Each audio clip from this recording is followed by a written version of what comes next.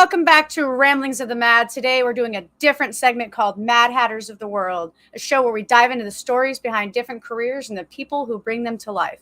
I'm Ellie, and today I am joined today by Bowls, the founder of the Bowls Maclean Hour. Introducing person. Hey, how's it going? Hey, thanks you. for being here. You're my first person on this segment. So glad you're here, man. All right, yeah, the founder. I'm a founder. Yeah, well, figured I'd throw that word in there. It's like I am the one that found it. Yeah. Yeah, you founded it. I found it lying on my laptop. So, yeah. How are we doing today? Yeah, I'm doing pretty good. Yeah. Before we go into my questions I've got for you, I'm going to just dive right into it. Before I do have to do this small disclaimer. The views and comments of the interviewee are theirs alone and not that of Rambling of the Mad. You never know what I'm going to say. You have to say that. I'm interviewing stuff. You might as well just make sure that, Anyways, so let's start from the beginning here, from like how you grew up. What was your childhood like? Were there any early experiences that shaped you into who you are today, and like why you're into filmmaking and why you wanted to pursue podcasting and stuff? Grew up in Ypsilanti, Michigan, which is a suburb of Detroit. 71. For all you people out there vastly interested in that, I think in general, as far as it goes, my generation really got the filmmaking bug. So what things that shaped me, I think I'm just a part of a wave. It's kind of like in the 60s when every kid joined a garage band, and it was exactly, and so there's this barrage of like, 60s groups that are, sub Beatle-esque, that didn't make it. There's a never-ending fountain of recordings of 60s groups that the basic four-man group or what have you, maybe more, but what have you, rock and roll groups. So it come early 90s when our generation was graduating from high school and transitioning into our 20s, filmmaking was the biggest freaking thing. Are we swearing on the show? Yeah, you can. That's free. Okay. Yeah, you can do that. Because you gave that whole anything can and will be used against you. No, it wasn't like that. Look, whatever this fucking idiot says, don't cancel us, But yeah, it's funny because my girlfriend said, you got to be really careful what you say on the show. Because what the audience may or may not know, and I'm sure they do not, I, with my mouth, am a very loose cannon. So as far as like, and so Gen X, say how we are now in a very much in the woke society, we were very politically, my generation, I don't know if my generation, but Gen Xers are a bit politically incorrect, or at least we started that way. And, we want to be sensitive to other people and what have you. But there was a big, 80s, we'll say, like the stand-up comedy happened. I was a child in the 80s. And there was a big push to push the envelope. So, and that's how our generation kind of got in, a lot of, we'll say I was born in the early 70s. And that's when movies, then harder R-rated movies would come out. This when they introduced nudity in movies and stuff like that, which was really not common at all. Kind of as a cutoff in the mid 60s where you didn't even show a boob. And then come to a teen comedy when I am a tween. You're not allowed to not have a shower scene in a movie. All the movies had TNA in it.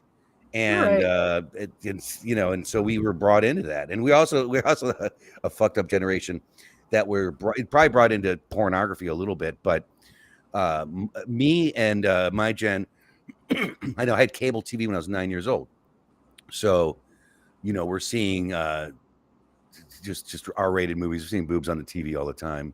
My girlfriend always comments on that because she didn't have cable TV and she didn't realize like. I'd say, oh, yeah, I saw this movie when I was 10. He's like, you're watching this when you were 10? Yeah, we all were. Our parents didn't know how to lock down the TV, and we just promised them we wouldn't watch rated R movies. We're all fucking liars. So we had that. Right. So growing up, all right, so I grew up in the 70s. As far as, I think, again, I don't want to, as far as me personally, that's, what may or may have. I'm sure you know what. I tell you what shaped me into making movies, and like I said, there's a whole generation that did it. Was the I think we all had cable TV at a very young age. Some of us anywhere from me 9, because I had it in Michigan, and then I moved to St. Louis. I had it in Michigan 79. I was like 8, and we moved to St. Louis in 82 when I was 11. And when we moved to St. Louis, like people didn't have cable here, like, these heathens, how are we supposed to exist without cable TV? I can't watch this shit with commercials and 7 channels, they'll say 5 channels and no boobs and everything, and then it kind of crept in, and the whole everyone had cable TV, which just spawned like I said, the whole generation of annoying kids that felt entitled to share the world with their knowledge of cinema and movies.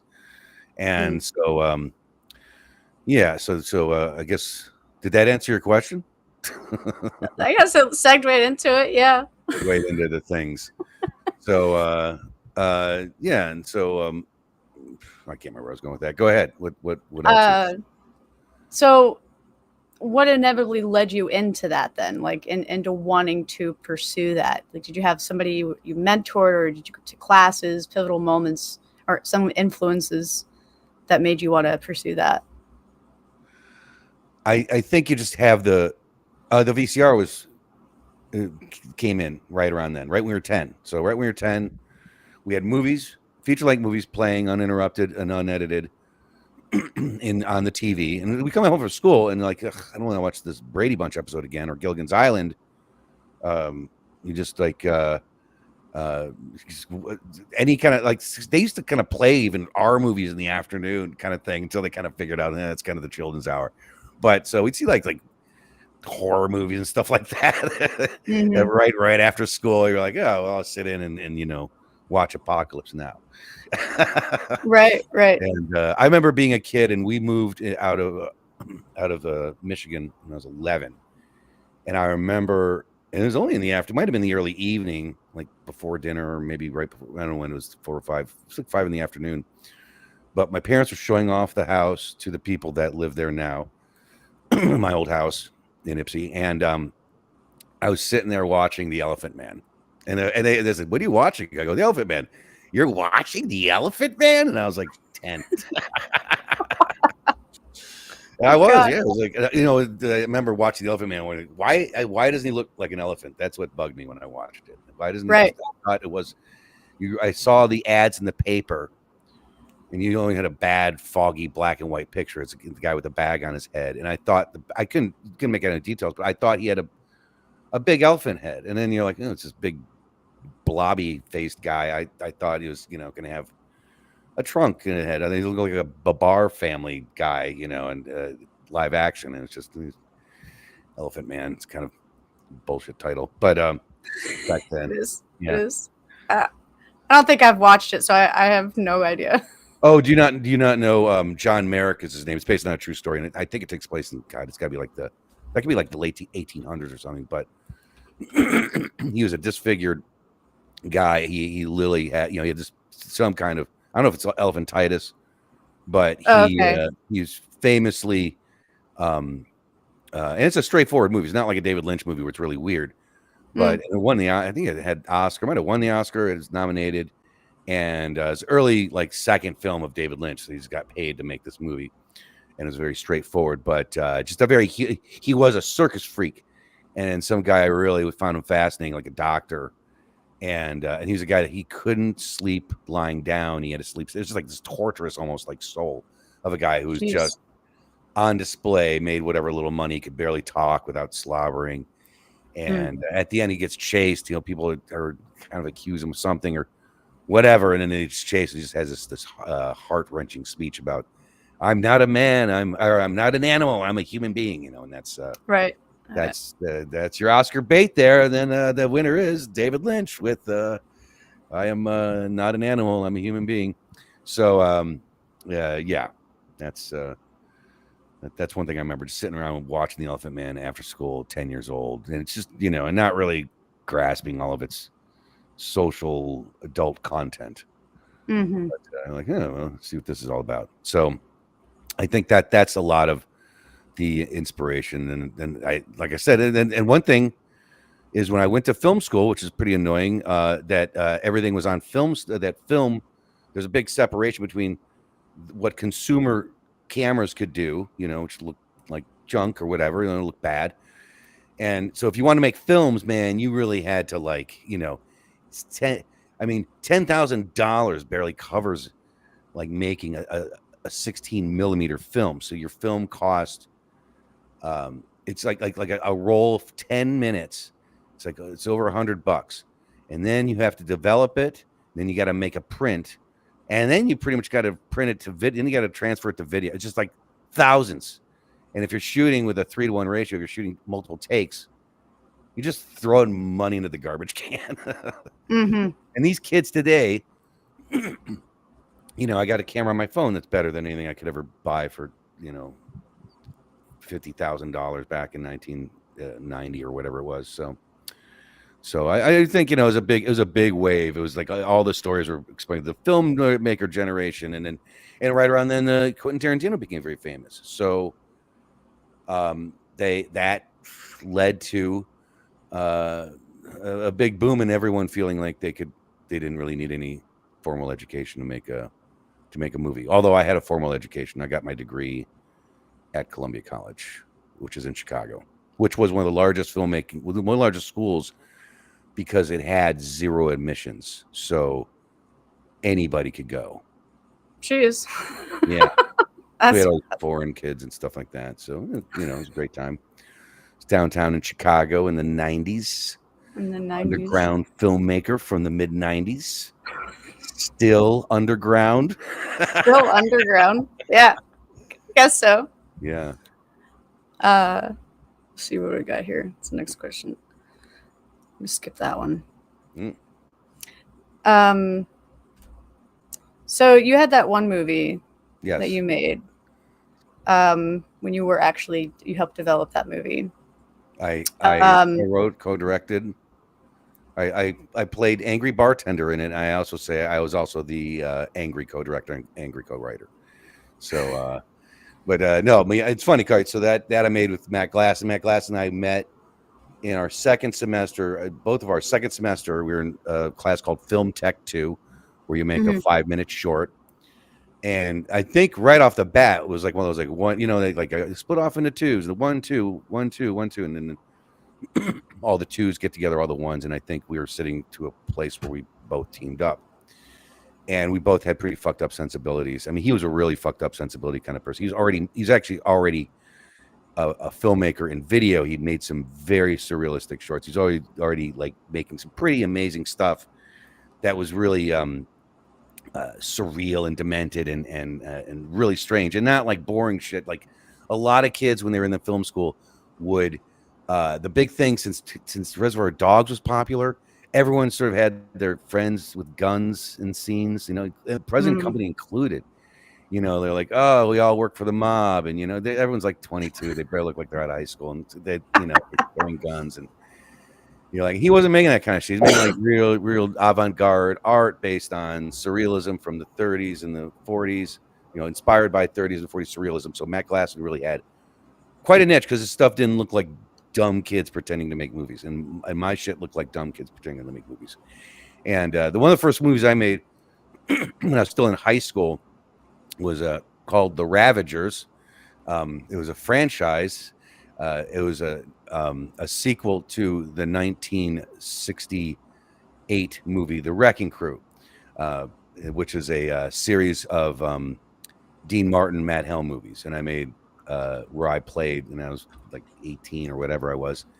I played this bushy redheaded version of the character Matt Helm. They were 60s spy spoofs. So I made a sequel to The Wrecking Crew, which The Wrecking Crew. Are you familiar with the movie Once Upon a Time in Hollywood? Once Upon a Time in Hollywood? Yes. No, I don't think I have seen it. Oh, that movie that came out, the Tarantino movie with Sharon Tate. I'm looking it up right now. That's the Brad Pitt, DiCaprio movie. Didn't everybody see that? That was the big thing, the last Tarantino film. Eli, you're not. I might have. Okay. I don't have to go on. I probably should have asked you like a film recommendation so we could chit chat about it. Are you not a big film buff? Yeah. Are you a big film buff? Not particularly. I mean, the few movies that I know I do like, and only because for this one reason only. What's the fucking movie? And of course it's gonna escape me. I'll describe it and you'll be able to just point it out. It's and something bastards in Glorious Bastards? Yes, that one. So when I was going to college, the other Tarantino film, from yes, that one. I know that one. I can speak on that one. And the only reason why I like that one is when I was in college, I had a freshman comp to teacher who was a film major. Oh. And he handed us a book about let me guess, his syllabus. Syllabus this thick, where he's like, you're gonna learn film terminologies now, and you're gonna learn how angles and camera and all this other shit's gonna like portray. And it actually made it quite interesting to write. It didn't make it boring because my freshman comp teacher was an absolute twat. Yeah. Very, very boring, very old lady, and it was very monotone, and I barely passed. And his class was hard, but I think there was like 2 other movies that we dissected in that class that was just like, and that spiked my interest every time I watch a movie. It opened my eyes to different viewpoints and camera angles and maybe like why, like what's the word I'm looking for here? What the message that the director is trying to persuade, like trying to put out there based off of the lighting, based off of like even how the actors' faces are, if their nose flares a little. Wow. Little shit. All right. So absolutely not a film buff. Not a film buff, no. I love that, like you could, I thought, because I guess you're not involved in, or I guess you're not, I just thought everyone would have heard of Once Upon a Time in Hollywood. It was a huge hit. It's only a couple years old. It's from the year before the pandemic, which we're getting on to be about 6 or 7 years ago. So it was a big hit. And the reason why I said that is because in that movie, in Once Upon a Time in Hollywood, it takes place, they watch the movie The Wrecking Crew, which is a movie I made, for lack of a better word, a sequel to in 1989. Oh, right. So, so anyway, it's funny. You're like, I'm trying to remember the movie I like a lot more than others. And then you're like, something bastards. It was another Tarantino film. See, what do I know? This is why I like interviewing people, because it can teach me things. Well, that might be generational, because I think my generation. Here's a funny thing. Our generation, Gen X, known to be having the at the time, just like, oh my God, their attention span is nothing, is abysmal. They were raised because we were raised with Sesame Street. Sesame Street was little, snippets. Mm-hmm. And that led to MTV cutting, whereas like bum, bum, bum, bum, bum, bum, bum, rapid fire. And so we couldn't, we had this shortened attention span. Now, much longer attention span than anyone after us, because with the generation of TikTok and everything, people only digesting things that are on their phones for seconds, if not minutes, or what have you. Yeah. Just commented saying that MTV was a hit in the 80s. I'm responsible for it because I watched it. Yeah, I think I had it like the first year it came out. Most of us Gen X are undiagnosed. Yeah, thank you.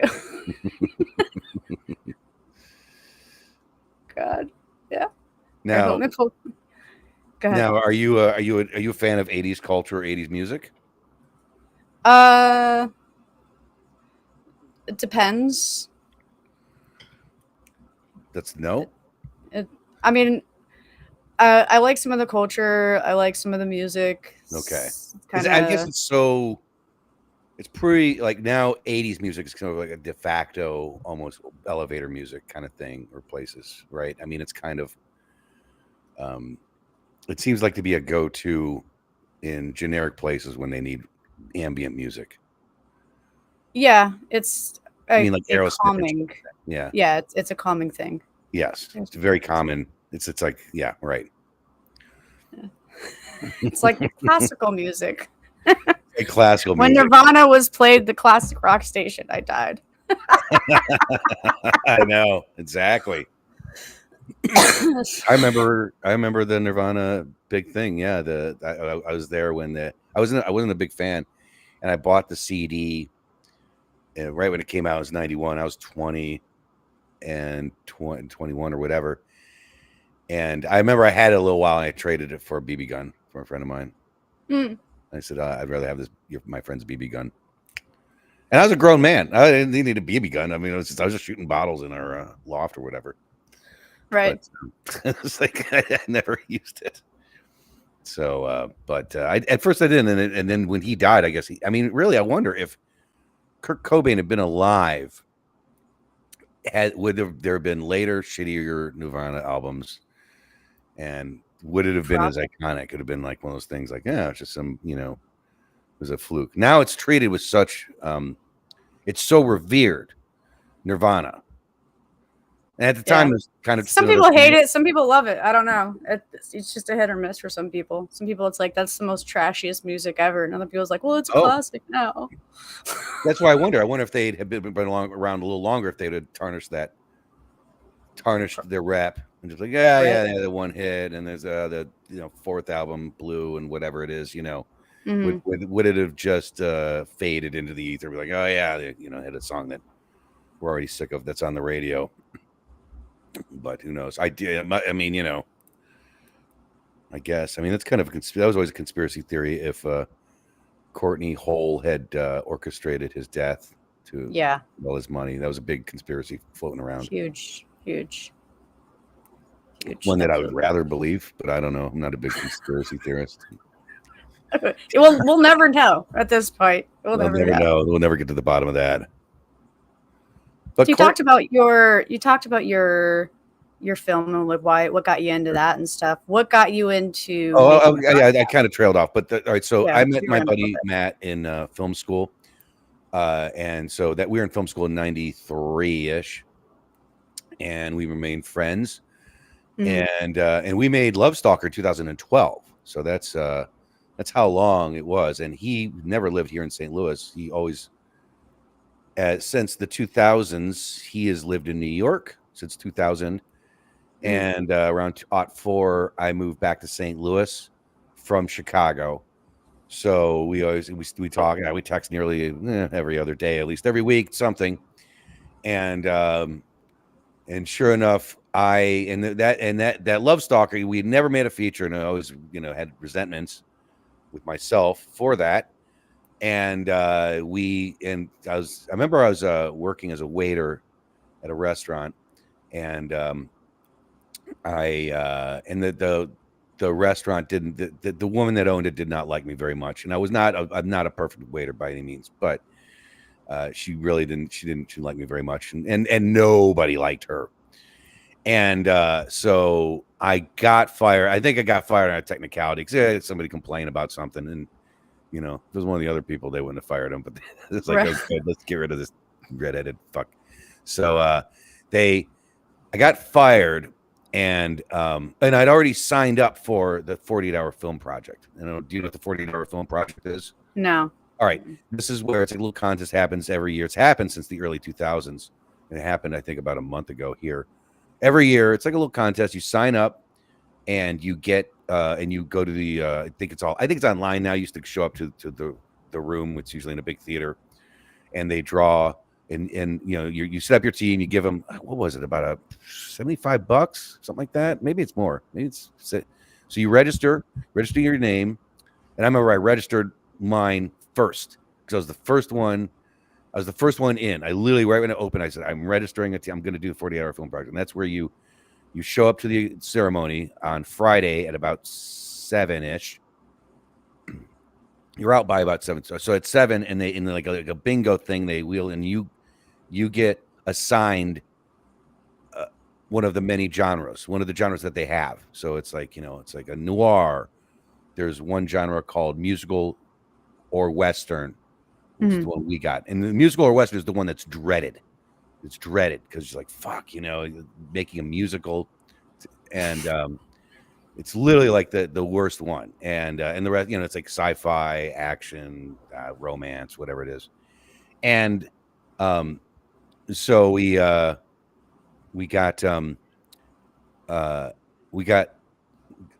I think I got cats from outside.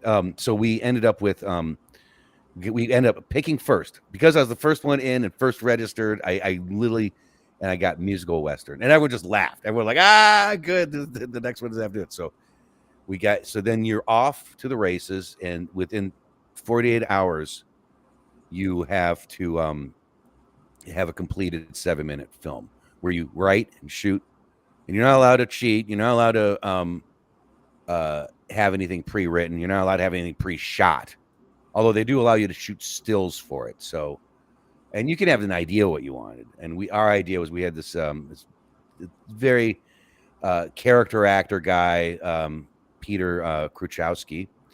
And I said, I want to make a movie with Little Pete was his name. He's known by Little Pete here in St. Louis when he lived here. And I said, I want to make a movie. And he's he's very Steve Buscemi-esque looking. Steve Buscemi. I know you might not know who that is, No. but the audience will. He's very famous, and he I want him to have a crush on a girl out of his league. So it's just like so whatever we get, we're gonna do that. We got musical Western, and thankfully my partner Matt and Peter were musicians, and we had another musician, and basically we only chat out 2 1-minute songs.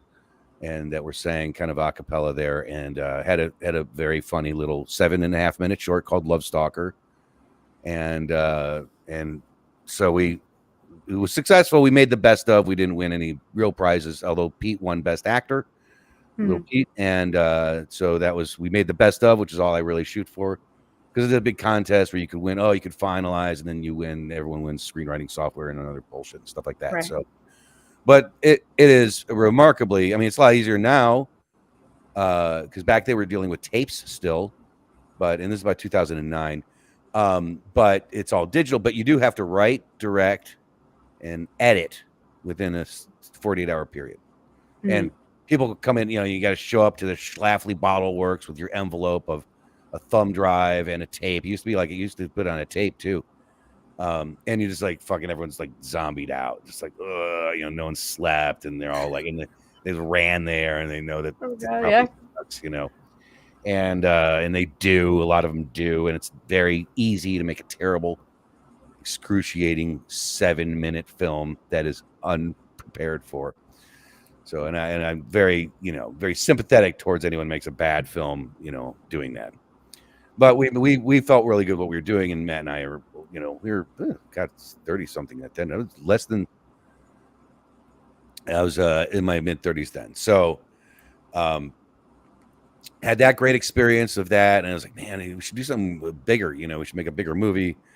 And he was in New York, and he kind of wanted to make something in New York. And I was like, I think we'd be, and I didn't really want to leave my comfort zone. And I said, I think we can get a lot of actors here. New York is going to be expensive. It's too busy, packed. Everything's too small. And I was like, here, I can get bars. And I didn't realize I could, as many as I got, because we made a bar-hopping, unromantic comedy it's called Love Stalker, about a guy who is, a guy that is really crunching the numbers when he goes out and doesn't really respect women that much, and is only out for one thing, and then he meets the girl, and everything tumbles down in Act 3. So I said we can get bars, and I didn't realize like how well we were going to do. We were able to scrape together $10,000, so which is a lot and very little at the same time. So, and I went around and I didn't know, and I was kind of a bar guy anyway, a bar fly. But I would just kind of charm these people a little bit, like, I'm making a movie, no one's going to see it. I really would love to use this bar, and people let us use their bar for free. So we got 4 or 5 bars in it, and we got to deal with it on a day that they're not open. That they're, it's like we got to find bars that are closed on Sunday, and talked them into letting us come in and pay them nothing. I mean, one bar did kind of end up charging us. And that was like an event space. It was called the Thaxton Speakeasy. I don't know if you've ever heard of that place or seen it, but in town, it's a very nice bar. It was like the nicest bar in the fucking movie. And they weren't letting us do it for free. We said, we talked to her. I was trying to sweet talk her. I go, yeah, we make this movie and we really want to shoot here. I mean, it really look good here and this and that. And then she gave me her card. And I called her a handful of days later, 2 or 3 days later, said, yeah, we guys want to make that movie. And she said, oh, I didn't realize we had agreed on that. I go, we decided you did agree. And I kind of joked on the phone. And she says, okay, well, we're talking about it. And we were thinking maybe $500. And I said, well, and I go, well, we were thinking $100. I really said that on the phone. Right. And then we got it up to $300. It was $300. And we had to have insurance. So I had to piggyback off someone. We had absolutely no insurance. And so we had to piggyback off of another guy's insurance. Wonderful people at Pirate Pictures, Wyatt Weed and Gail Gallagher. And so they let us piggyback their insurance, which means we had to have them insure the space for one day. And, they didn't charge us very much for it. And and they wouldn't let us in unless we had it. We didn't have it. Oh, we got to print it out. Get to go to a Kinko's Copies around the corner and print it up because they wouldn't let us in. Get all this shit on the side of the alley waiting to go in. Like, man, you can't come in without that thing. You're going to dent something. And it was a very nice bar. One light stand could scratch into the wood for finish. And right. Like, that's all it takes. Yeah. Where's another $100, Right. So they were very, and they were cool about that. And so, that scene's in it. And all the other bars were really nice about it. I just kind of knew some of the guys a little bit who owned the bars, but the best was, not the best. They're all wonderful, but a really cool guy who's no longer with us was Colorado Bob. There's a bar called Colorado Bob's. It's now called Bootleg Bob's, and Bob is not a part of it anymore. But Colorado Bob was a guy who was a paraplegic. He in a wheelchair with only artificial limbs that he kind of clicked on and had to motorize his wheelchair. And I mean, he was so sweet. And like, we were going to we wanted to, one thing we did, because we want to have some beers there for the people and didn't want to pay for any beers at the bar. So we were buying these little mini kegs, these little like $38, they used to have mini kegs that were, miniature keg. I don't think they're around anymore, but so we could pump our own beer and give it to glassware, and we didn't have to use there. But Bob said, just use my beer. We got plenty of us. We get Bud Light. He gave us that's beer cool. and didn't charge us anything. And I think I shot a pictorial for St. Louis Alive. What's that called? St. Louis Magazine. And so we shot it in that bar there. And so then so everyone was very nice about it. And we played. We didn't get into any bigger festivals. We played in Kansas City. Some weird horror festival asked us for our movie, and we said, really? We weren't a horror film at all. We were kind of a I guess I call it unromantic comedy. It's a comedy that does take a weird tonal shift in the middle of the movie. Yeah. Everyone kept saying, did you see the movie, Ellie? Yeah, I watched it. Yeah. It was funny. There was definitely parts in the beginning that was pretty funny. The guy's head bob during the intimate acts. That was kind of obnoxiously hilarious. Exactly. Very realistic. Yeah. Exactly. So there definitely was that, but then there was other parts where I was like, holy shit, this is like little serious and a little bit off. I don't know. I did kind of like the ending a little bit. I'm not going to spoil it because anyone doesn't want to, but that's just my own take on it.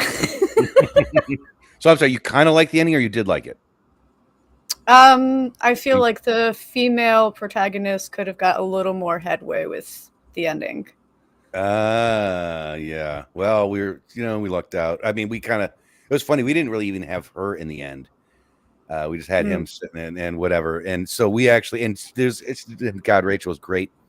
And Rachel was our actress, who I don't think paid too little to be in this movie. Love her to death for that. And because we didn't have any money for the actors really, and a lot of the actors knew that, but it's kind of a pain in the ass on our part to really use them. And but she was, I think she kind of almost, that character gets a little phased out. We're just into the character's head a little bit, the main character. And she wrote 2 scenes. She wrote herself into 2 other scenes. They're like, all right, that's great. That actually works. And so she contributed to the scenes, including that one. She wasn't even she's confrontation at the end. How fucking terrible that movie would have been if we didn't have those 2 scenes. It would have been a lot worse. So, but the tone of that movie is kind of like a 70s movie tone.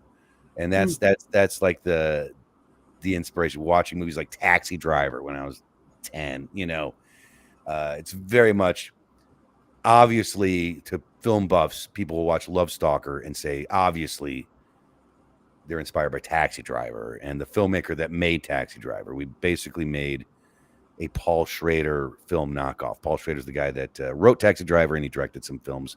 And all of the Paul Schrader films deal with toxic men, men that are broken, and bring their brokenness into everyone that encounters them. So basically what you're saying with that is that you were trying to kind of duplicate that in its essence, but in your guys' own way. Oh yeah, I mean, we actually borrow the style. There's a movie that came out back then. The movie came out in 2004, so it was like a 5 or 6-year-old movie called Autofocus, and that's a movie about the life of Bob Crane.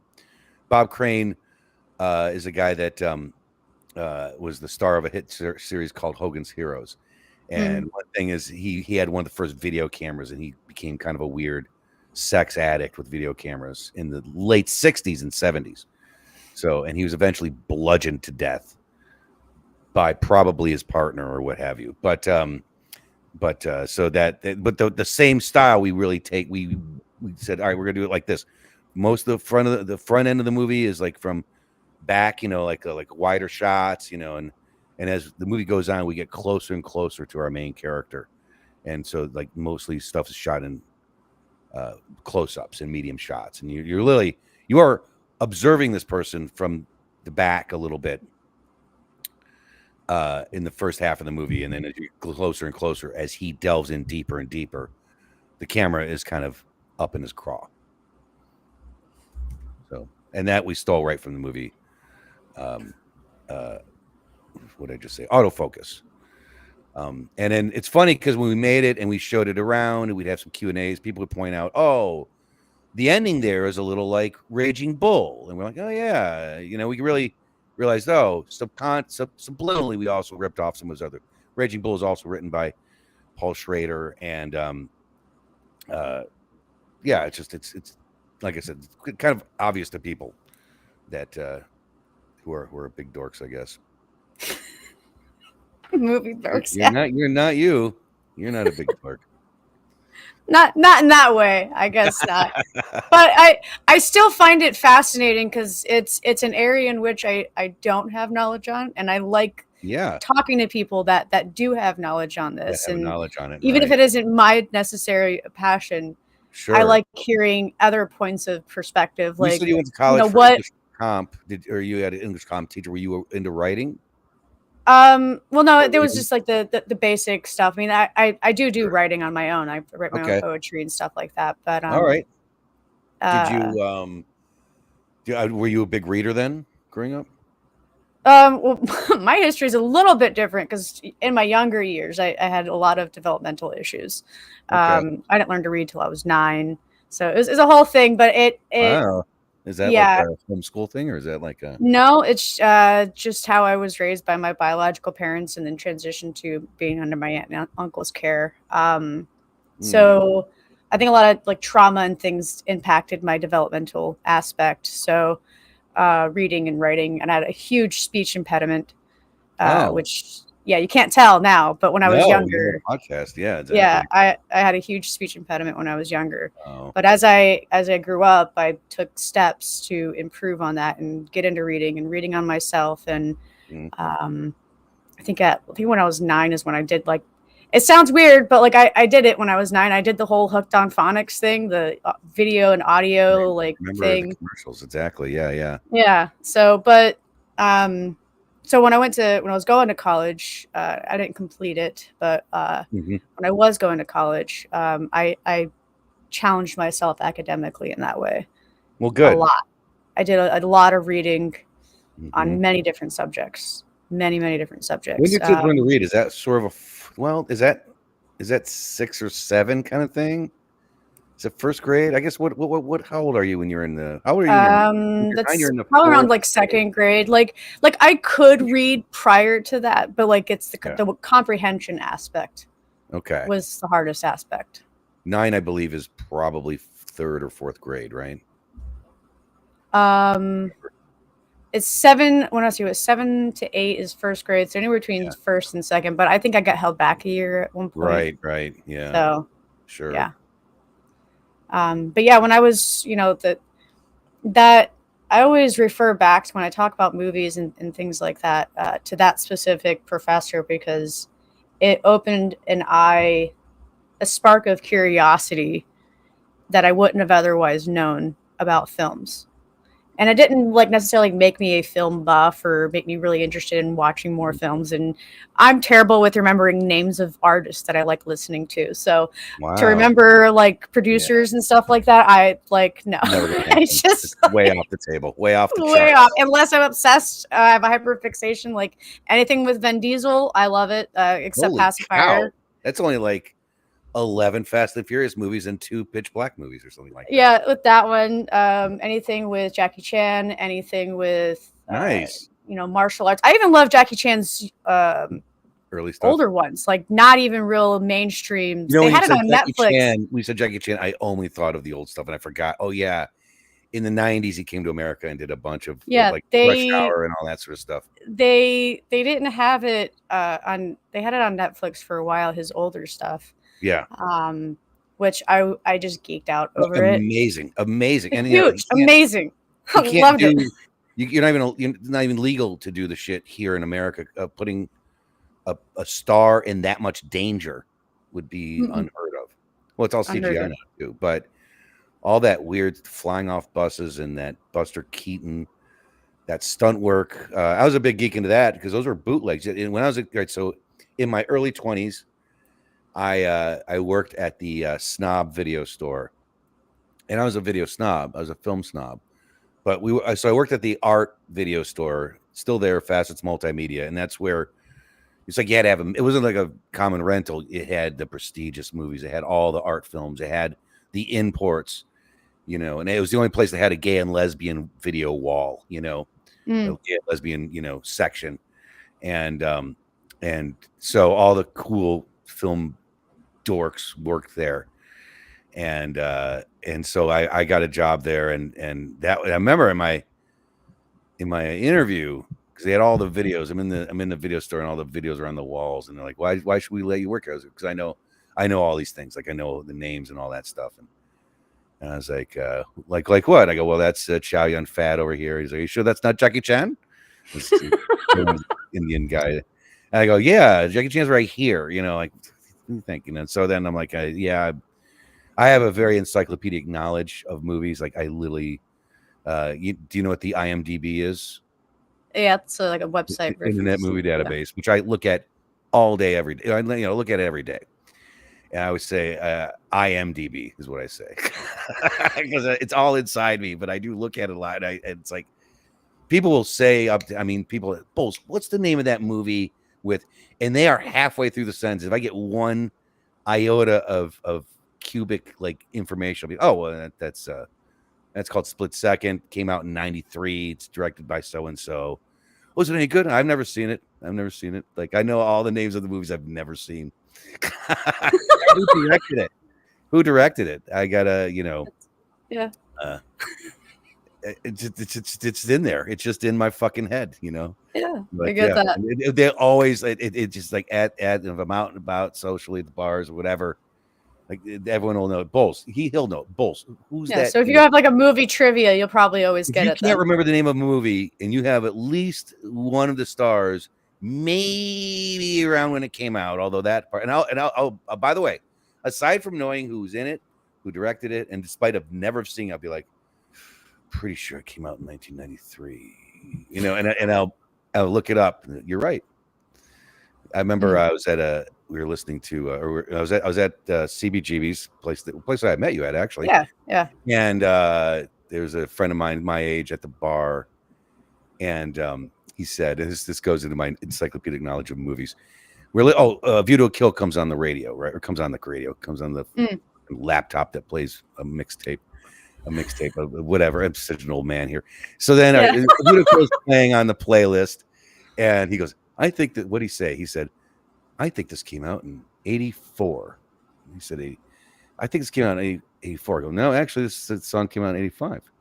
I think it's 84. And I go, and I got a phone where, like, if I'm not in a place with Wi-Fi, it never works because I got low data and storage and low data and all that shit. And I was like, I can't look at my phone unless I have Wi-Fi, and that bar doesn't have Wi-Fi. Stupid. And so I'm like, yeah, I can't, but no, look it up. And I go, Andy, I don't have to fucking look it up. I know when that fucking song came out because it's the theme song to View to Kill, and which is a movie from 1985.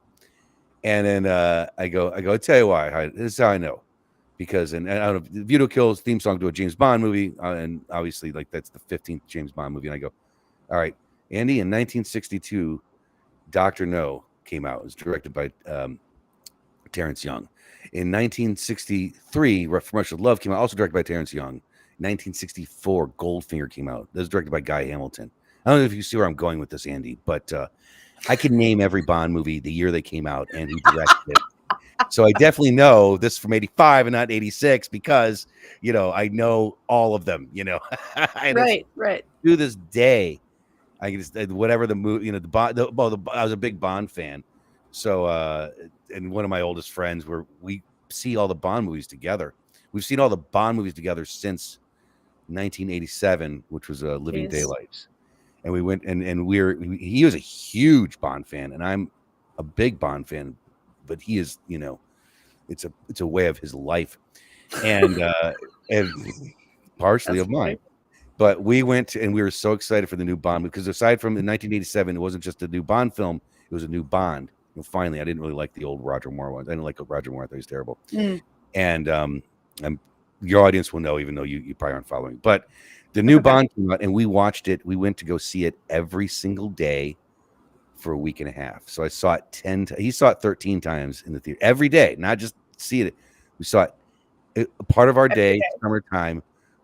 Parents dropped us off at the movie theater, and we got in for free because he worked at one of the theaters. So so we got dropped off in the matinee. We watched the matinee of it. Our day started for 10 days, so a week and a half, where we watched we watched Living Daylights, and then we went about our whatever day in the summertime, every day for a week and a half. I was 87. I was 16 though, and people say, why'd you do that every day? And I go, but because no girls were willing to have sex with us, so we showed them.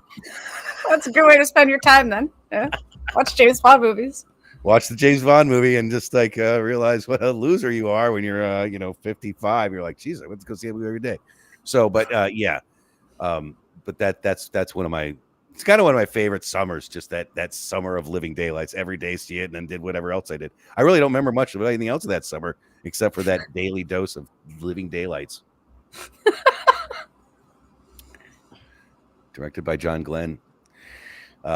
So yeah. So are you a Bond movie fan? You ever seen those? You ever watched those? I wouldn't say necessarily like a fan, No. but I've watched some of his movies and stuff. I mean, when I was a kid, we had the 007 video game on the N64. See, that's a favorite. That is. I even have my N64, and that video games is usually my niche of stuff. What? So. Are you a big video gamer? Yep. That's how me and Paul met. Video games. Online, the discourse. Online, yeah. Racist slurs going around and stuff like that. I always hear. I don't know anything about it, but discourse is where. Discord. Discord. See, here we go. Discord. It's like a it's a, you can create a group, servers and stuff like that, but it's all about what kind of groups you associate with. I don't associate with things like that. From what I understand, it's very toxic though. It's got a very toxic base of I personally have never seen that, but I also don't hang around just anybody. Yeah. But main like gaming servers, like people who like gaming, it was meant for gaming. Yeah. Yeah, essentially, of course. Before that. Now it's a mix between gaming and like a social platform, and people hook up, and like that's where it gets like weird. There's some weird shit. I'm not but just like anywhere, it's on every social media site. You're gonna find niche groups of people on it, but in the groups that I hang around with, it's mostly just gaming and social networking. The gaming bug did not bite me because I've only owned one video game system in my life, and it's one that nobody had. It was called the Odyssey 2 by Magnavox and I had it in 79 through maybe 84, but it was kind of it was a competitor of the Atari OG 26. Oh, okay. Yeah, I know what you're talking about. Everyone had that was not really a popular one, really. What was it? Or was it? The Atari was, yeah. The Atari was. The other one was not.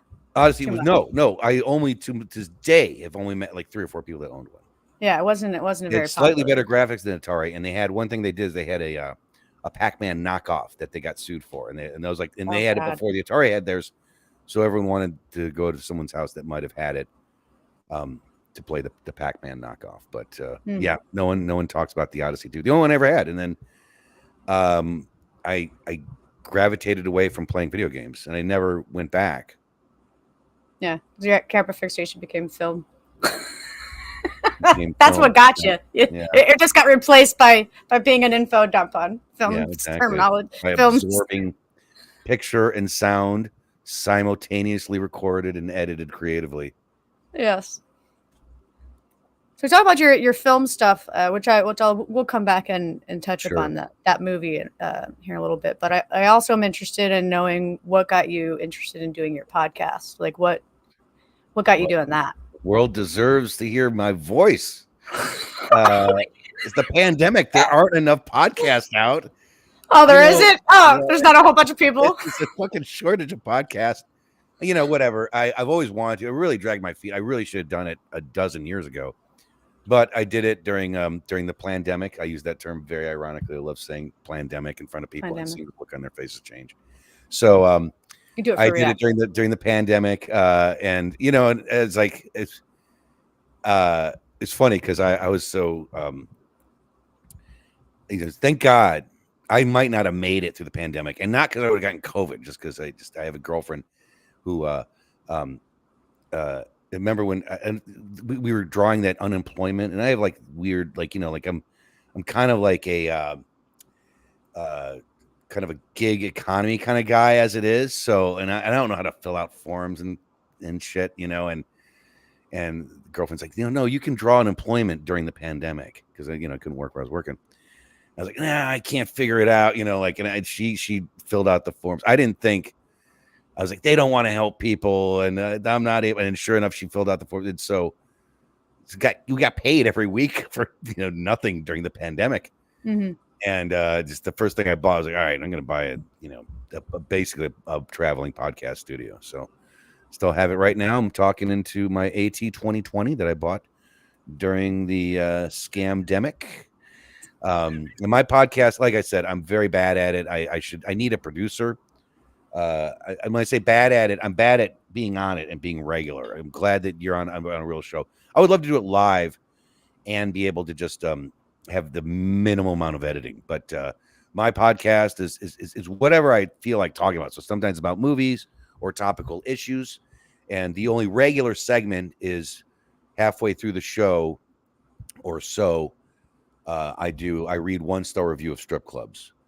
So, and that is, I really try to make that, like the selling point, and I don't have a lot of listeners, so it spikes very little. And when I have movies, when I talk about movies, I was going to do movie reviews, and somehow I got a little obsessed with QAnon, when I say obsessed with QAnon, I was obsessed with people obsessed with QAnon. So I just I followed the conspiracy theories. And during the pandemic, I mean, I couldn't believe all this, people really stuck at home and they're reading everything on the internet. And then all of a sudden people think that JFK Jr. faked his own death and is coming back is going to come out and turn into the next definitely vice a thing president. that was very Yeah. active. Yeah. And everyone's good with all the, ridiculous. Yeah. And it was like amazing. Like, wow. And of course they're going to lock up all the pedophiles. And it's everyone I liked, like it's only the celebrities that I like, all of them. I've just been, parading around, dancing with the pedophiles over here, waiting for them all to, and they're like, I'm like, well, So I would kind of read some of my exchanges with them. I really try to. I need a producer is what I need. So I have that position available to anyone out there listening to the show. A producer employment is available for someone that has no interest in making any money and doing all the work for the benefit of you.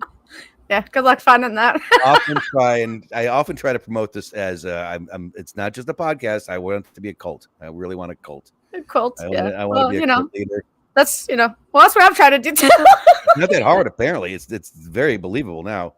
But I do. So I read 1-star review of strip clubs where my buddy Matt, who I made Love Stalker with, chimes in. I have him read the responses from the owner, and he does it in a announcer type voice. I can't remember. Have you listened to my podcast, or at least you must have a little bit, maybe, right? Yeah, I've listened to some bits and pieces of yours at some points. I think, I have. Because Paul's a big fan. Paul's one of my biggest cheerleaders, really. We never see each other, but he's wonderful. But so my buddy Matt reads the response from the owner. I thought when I did it, man, I can only read. I thought, because I didn't really, I mean, one of my weird hobbies, like a bunch of years ago, I used to work in the basement of a hotel. I was in the shipping receiving department of a hotel. They had a convention center and what have you. And so some days I'd just be there and just only on the internet doing nothing at this job on a Sunday, from 9 through 7. Easy job. Yeah. It's great, and you could do nothing. And one of the things I stoned on was reading reviews of strip clubs, 1-star review of strip clubs. It's just the most fascinating thing imaginable, And sure enough, I thought, I'm going to do this, and I was afraid. It's like, I can only read like one review an episode. And as it turns out, I was like, there's actually a lot of reviews. I didn't think there'd be very many because I'm like, who would want to yell at a strip club online? A lot of people. They do. It's great. They don't go away. They keep doing it. And they, even after the pandemic, and I started and I was like, I was kind of like wondering what the strip club culture would be. I haven't been to a strip club in maybe 15, 16 years. And I remember when I went to one 15, 16 years ago, I said, I haven't been to one of these places in 8 years. That's like, and I wonder, would that would COVID change that culture? Would they be wearing gas masks up there and stuff like that? Would there be like a new, no, I had an old sci-fi movie in my head. No. But, the mask, I don't know. But, just the people are a bit, but there's no end to it. I really find a lot of the bottomless pit. Thank God. Because I thought I should read one per episode. It's like, here's the one and whatever. But it's like, no, I just made a 20-minute segment of it. And, roughly about 20 minutes, I guess. Right. And I have my buddy chime in and I basically read the reviews and go off on them for being idiots and stuff like that. So, and just kind of a riff off that. So, and then whatever my other rantings are, and there'll be like a subject matter of some kind. And that's what I'll kind of run with. And probably best, I probably should have just done movie reviews. It probably would have been best. It had some cohesion to my podcast, but right now it's the Bowls Maclean Hour. I'm getting ready to do a podcast, and when I say a podcast, I'm going to do some episodes separate from the Bowls Maclean Hour that are just interviewing my dad. My dad is 92. Probably a good time to get some of that in the can while I can. Yeah. So, and he's very with it. He's very probably in better shape than I am. He still swims and works out every day. He works out every week ish. Mm-hmm. So I'm looking forward to some of his crazy stories. He was born in 1934. Jeez, so imagine the world that he has watched unravel. Go down in flames. I'll be interested in listening to that when you get that out there, because that kind of stuff interests me, especially when it comes down to seeing something from a different point of view. Right. How each generation has what changed and what has stayed the same. Well, I think we're gonna be doing like specific stories of his youth kind of things. He's got these great little bits, and it's like I can never remember all the details. I'm like, let's get on tape and just talk about whatever. But but his prerogative of things he experienced being a kid in 1934. Being from. I mean, he was born 10 years before World War II or whatever, at least before World War II ended. He remembers World War II, yeah. And my mom was born my mom was born in the middle of World War II. So yeah, my parents are up there. So I skip those. Let me look at my questions I've got here. We rambled for a minute.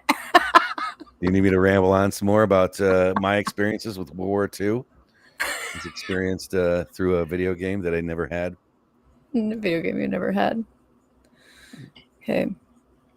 So I wanted to do a little bit of a deep dive on your movie. Okay. Well, I also want to say one thing about the podcast is it's a knockoff off of my favorite show, which is the Dana Gould Hour. That's why I called it the Bowls Maclean Hour, because I love Dana Gould's a comedian. And he does a podcast a month, and it's a 3-hour podcast. And I thought it's 3 hours. It's called the Dana Gould Hour. And I wanted the same thing. I could barely get mine to be 86 minutes. I always think it's going to be longer. But after I edit it and whittle it down, I can only get about 90 minutes at best on a good day, about an hour and a half. But I do have my friends I'd send it to, like, it's called the Bowls Maclean Hour. Why the fuck is it 89 minutes? And I'd be like, because I couldn't ramble for 3 hours. I wanted to be a 3-hour podcast that says hour and have people say, what the fuck? It's the 3-hour podcast. So I kind of want to piss people off. So, but we can go into the deep dive of the Love Stalker. Yeah. Okay. So I'll go into the first category here with the intention and tone. So I know you said that you're duplicating off of the movie Taxi, which I haven't seen, so I'll have to do my research after this. I probably should have asked you some more questions. Driver, and I'd say it's very in line with that sensibility. Sure, yeah, Taxi Driver. Right. So is that what your original intention was for the movie? Is to kind of duplicate that, or was there other intentions behind it?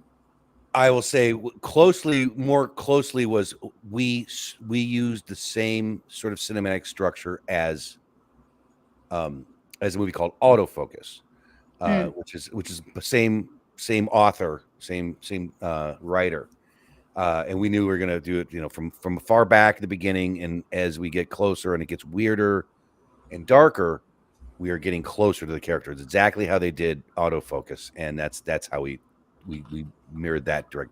Aside from the Taxi Driver parallels, just a guy that's already fucked up who doesn't realize he's fucked up is and in our movie what we have a guy that not sure if Matt's listening, and I'm sure he might, but I wanted a guy that is hitting on girls way out of his league and is always trying to get laid and just kind of like and going for girls that he in no way deserves. And I don't know. And it's funny because we were auditioning people, and we're in St. Louis. We're not really looking for out of town talent because we don't got the scratch to pay for all that. Right.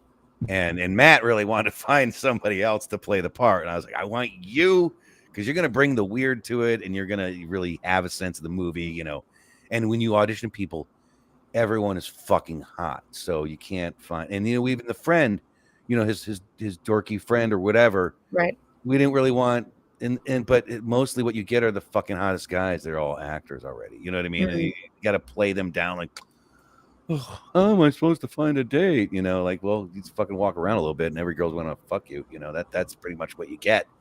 You got to try and dumb these guys down, kind of like, when they made The Graduate, I'm sure, I don't know if they made The Graduate.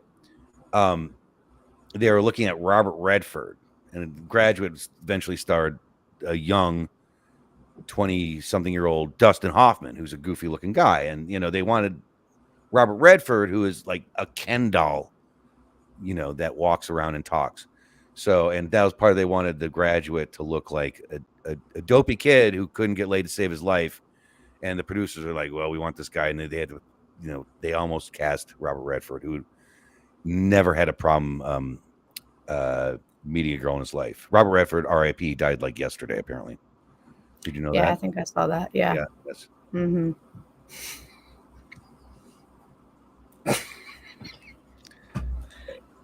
That's good. My mom had a huge crush on Robert Redford, and I could really tell the relationship with my dad was in jeopardy if Robert Redford had ever wanted to have my mom. It's over. It's over with my dad. Now I could see that, like when he, oh my gosh, I like Robert Redford. You could just see the spark come back into her eyes when Robert Redford was on the TV screen.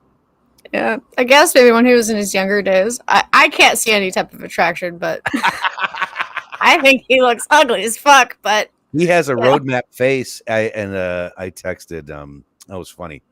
I texted one of my friends, and he didn't like. I said Robert Redford died. He's like really surprised, and Matt sent me this joke, but I sent it to my other buddy. I said more like Robert Deadford. Oh my god! Like offended. Like, go fuck yourself. He got a little offended. And this is also, it's kind of funny because his mom, this is my friend's mom, when we were kids, in 86, we were probably like 15 or whatever.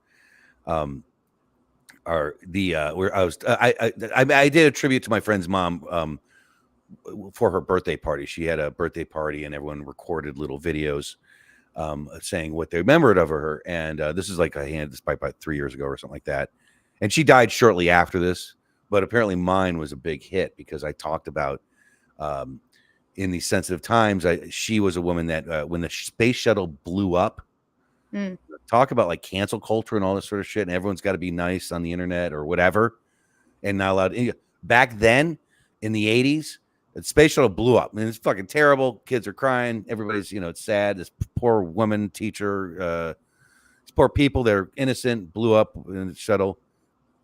But however, a normal thing back in the 80s and 70s, I'm sure, and 90s, within like a 48-hour period, there was about a half dozen jokes about the space shuttle that went around. People made jokes about it. And the mom told me, and his mom told me, told both of us these jokes about, these, I won't say the jokes. You can Google that, but, and I barely remember them, but these sort of very tasteless jokes about these victims in the space shuttle crash. A day later. I don't doubt that. Yeah. What's that? I said, I don't doubt that. Usually in those kind of situations, dark humor. Something happens. And back then, how was it? A fax that came in? Barely fax machines were around. It was like office. They're at the office. But it was funny. I texted him the joke about more like Robert Deadford, and he texted frowny face and boo. And I go, Dana would have thought it was funny. And I evoked his mother, his dead mother. Your mother would have thought it was funny. Fucking pansy. That was pretty funny. I find that funny. Yes. As do I.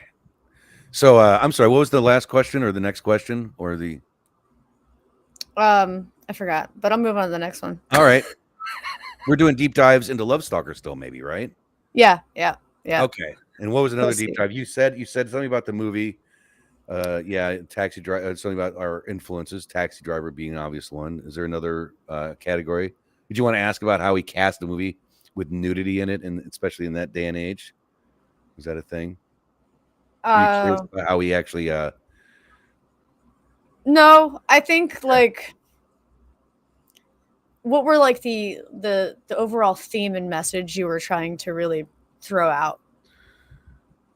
Well, it's funny because we do kind of paint him a little bit. He's kind of a really like, as far as it goes, we have a very toxic masculine thing, which is not at all, I don't say unpopular, but at the time we paint him a little bit like a villain, or like as a I'm sorry, not a villain, paint him like a victim by the end a little bit. We kind of like go with a little bit.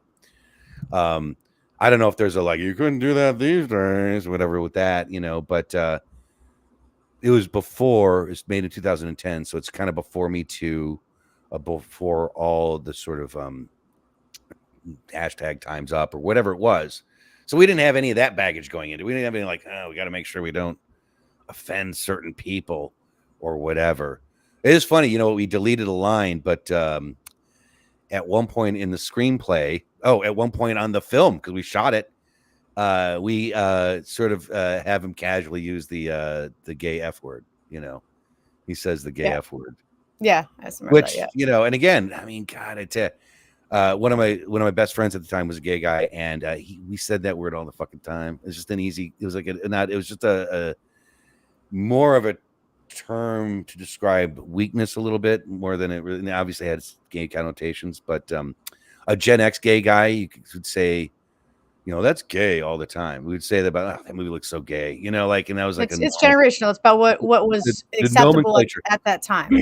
Part of the nomenclature. So yeah, and we did drop the and we cut it out. It's funny. I don't know if we cut it out because it was right around then when I saw that like a younger guy, one of the waiters I worked with at the restaurant was a young gay guy, and he was a bit disturbed, you know, he's a bit he's troubled, you know. And he was like, if I ever hear anyone say that word, I just want to beat the fuck out of them. And I think, well, really? Yeah, I don't think it's that big of a deal. You know, like it started to sting more for the younger generations. So we'll see. I don't know.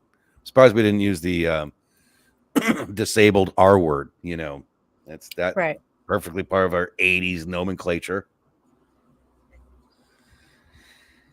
Let me pick another one of these questions over here real quick. Hold on. But I do like that Love Stalker is on the precipice of the smartphone. The character was the smartphone was out, but a character was a little out of touch. So he still dealt with the texts that were in that liquid crystal display of a cell phone. There's no he's got the texting that's still right. You know, there's no flat screen digital you know, interface. You know, if he typed a Y, he had to push the 9 button 2 times. You know what I mean? You know, yeah, I being a millennial, I get a nice balance of that. You did, I know. Yeah, a little bit. So you're millennial. What era? What are these? What are the hashtags? What are the benchmarks of the millennials again? Is that do you know? I don't know. Like, I think, I can look it up. I don't know. Not really. What are the ones born after 9/11? Are they called millennials? Oh man, listen, I am horrible with those types of things. Right, the facts and figures that, yeah. Well, it's funny because now, this was like a couple years ago, probably at this point, it'd be a couple years ago. But I said, I was talking to my coworkers. The coworkers are a little younger than me. It's a woman, and I said, man, last night I was like talking to a girl that was born after 9/11, and this is probably in 2002, you know, or 2022 rather. So she just turned 20. I was talking to a girl that was born after 9/11, and she goes, "You gotta stop going to those bars." I was like, "No, I'm at the creepy old man bar. She's got to start going to other bars, you know." Oh God. I'm at the CBGB's, the fucking place that's been there since '87. You know, I'm not in the wrong place. She's in the wrong place. But, I mean, I wasn't talking to her romantically. I just had a conversation, but it's strange. To me, again, as you get older, you realize obviously 5 years ago went by in a blur or whatever it is. To me, 9/11 just seems like a handful of years ago. I mean, it literally feels like it was like less than a dozen years ago. And that was the idea that babies that came out are walking and talking after the Twin Towers went down. It's just not. It's mind blowing. I was in second grade. Okay, yeah. Exactly. They pulled out the TV and people could watch it. And I think there was only one girl, I think, in my class that was allowed to actually watch it after a while. And then we all just got sent home. What do you mean sent to watch it? They put that disturbing imagery in your, I mean, in the classroom. Yeah. They just had the TV and they just let us watch it. And then after a while, the teacher's like, we can't watch this anymore, but anyone who has family can watch it and be traumatized for life as you're watching. Yeah, it's a weird thing. That was kind of like when the shuttle blew up. One thing that they didn't expect, they would have the shuttle in the TV in the classrooms, they had a TV in the classrooms to show the shuttle launch, and a lot of children watched the thing explode, unbeknownst. They happen to have the TV, and they were going to watch the shuttle launch. Right. And sure enough, they're like, they didn't know what to do. They just disturbed these young minds that, there's 7 people that are dead. That's when. All right. So what does NASA stand for? I don't know. What does it stand for? Because I think of National. this. No, every time I see a NASA shirt, I think the same thing. It stands for "Need another 7 astronauts." Oh my God. Sorry. No. Is this the show? Am I allowed to? Is it too soon?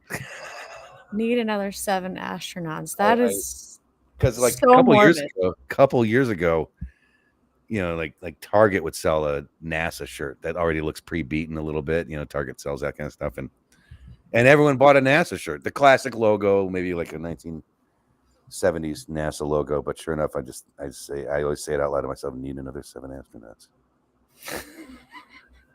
This guy's need another 7 astronauts.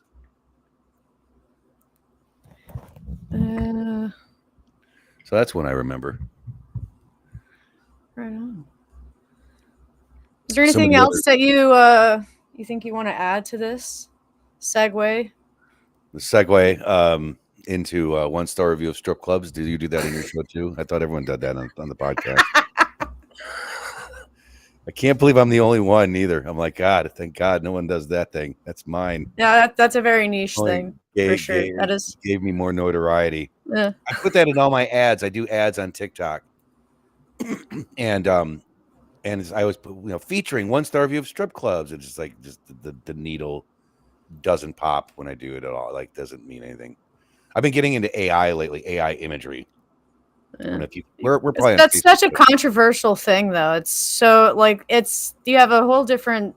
Some people will be like they use AI as like, oh, it's art, and other people being like, well, it's basically copywriting because basically everything that AI does is copyright other images and steal. I assume that, right? Because I've made some weird imagery, and like the boys at a store called STL Styles say, man, you should make some some STL Styles is a store that sells St. Louis art. St. Louis gear, yeah. St. Louis styled art, St. Louis influenced art. And I do a bunch of stuff with St. Louis in my stuff. So, he said you should make postcards. You maybe make not postcards like greeting cards. Postcards don't sell anymore. But they thought some of the stuff was cool, and I'm like, do I own this? Like, and my prompts are very like barely a couple sentences. Like I'll have, but it's very surrealistic art. I'll have like a giant bikini clad woman, surfing through the buildings of St. Louis or on roller skates, and it's very. Oh, and also I got very political during when I got into it, and so like my ads are I have like Adolf Hitler and Donald Trump praying before eating McDonald's or something like that, and I have that's hilarious. Marjorie Taylor Greene in a hot tub Marjorie Taylor Greene kissing Jeffrey Epstein. Oh my God! Which is rude because she's actually one that wants the Epstein files and stuff. Right. And I post that on TikTok. Said, why she's on the good parts? It's the only good thing she did, really, when I think about it. But what was another one? I've had like Hitler and Trump in hot tubs together. Ted Cruz. That's hilarious. And Trump hugging and kissing in a hot tub. It's funny. Ted Cruz happily hugging and kissing Donald Trump, and Donald Trump looking a little disgusted that he's in a hot tub. That's hilarious. Yeah, I watched. I watched a lot of people do everything with Elon and Trump when that was like a big thing in the beginning. I did a few of those. Yeah, I have him like kind of riding him like a horse in the White House in the Oval Office or something. Right. Yeah. That kind of stuff. I mean, it's definitely a lot of good satire art you could probably get from it. Yeah, but I'm sure you're right. Like, I don't own it. It's ultimately, I mean, I could. I mean, I think from what I gathered, technically you could use it.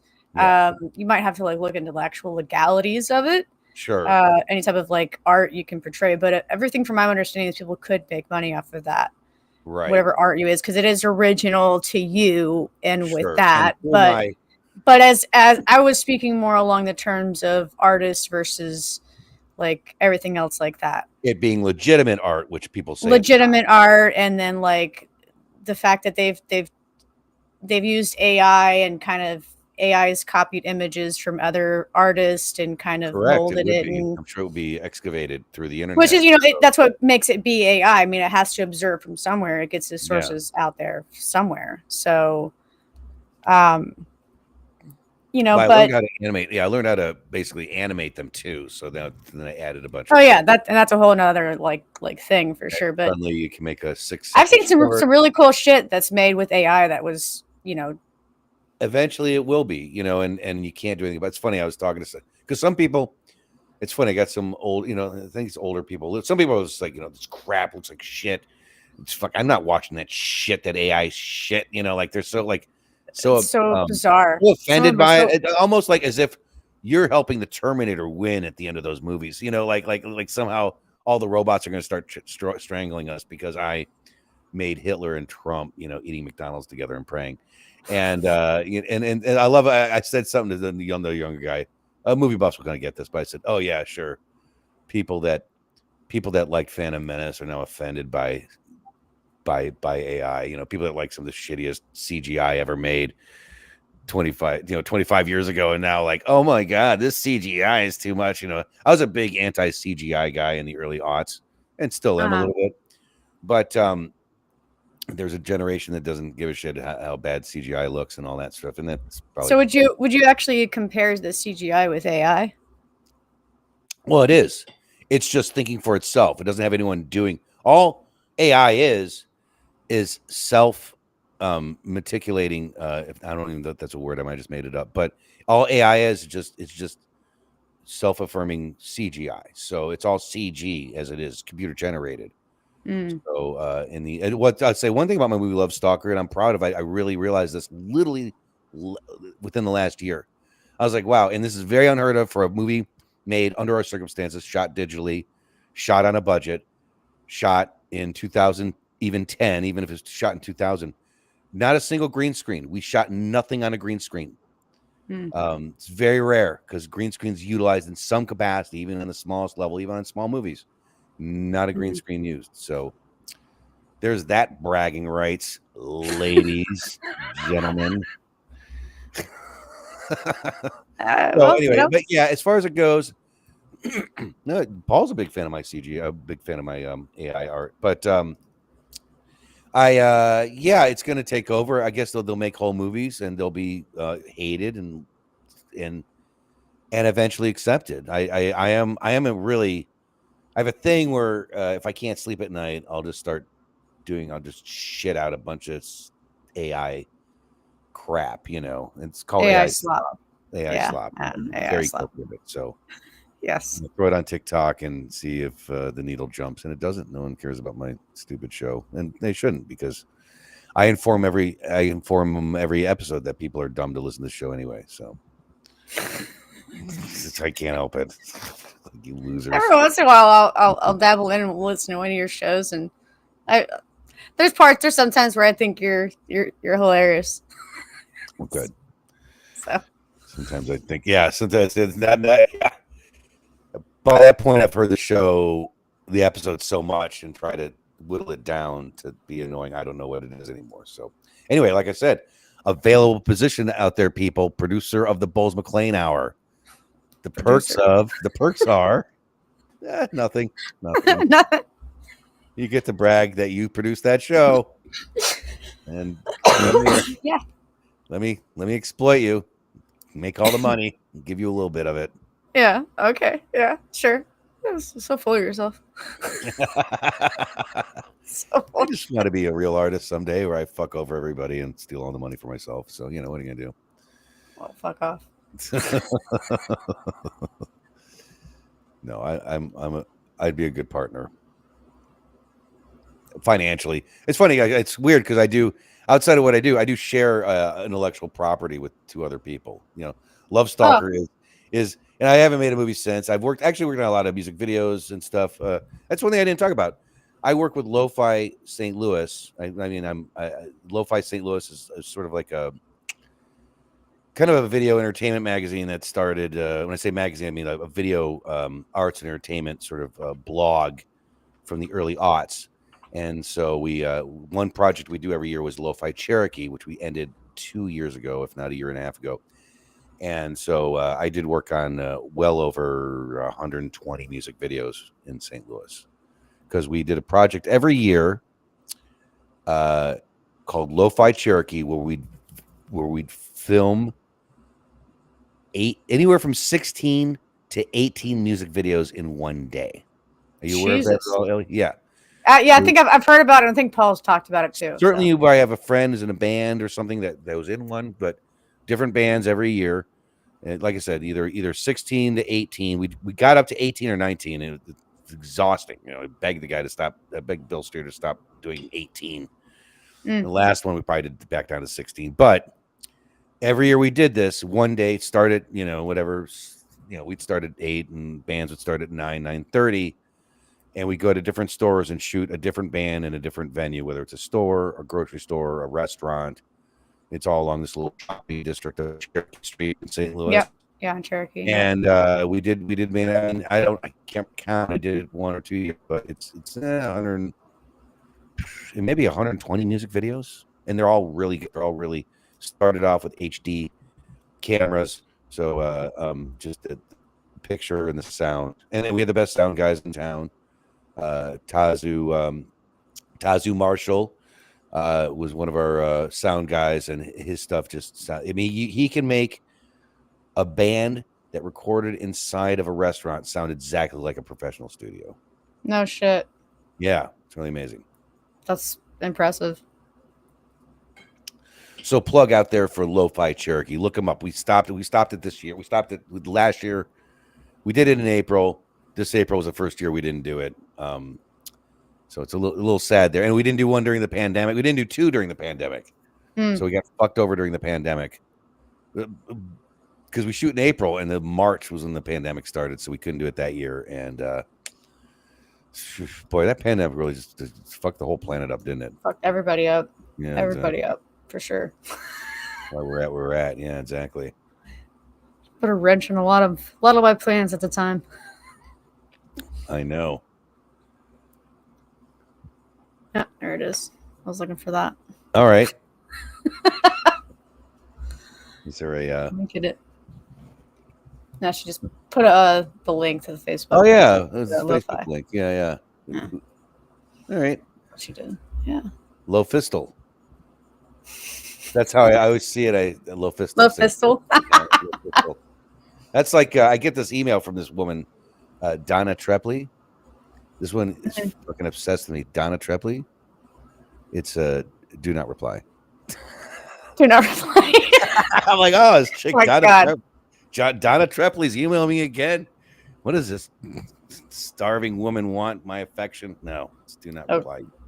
Do not reply. That's funny. My brain sees that. Donna Trepley. Donna Trepley.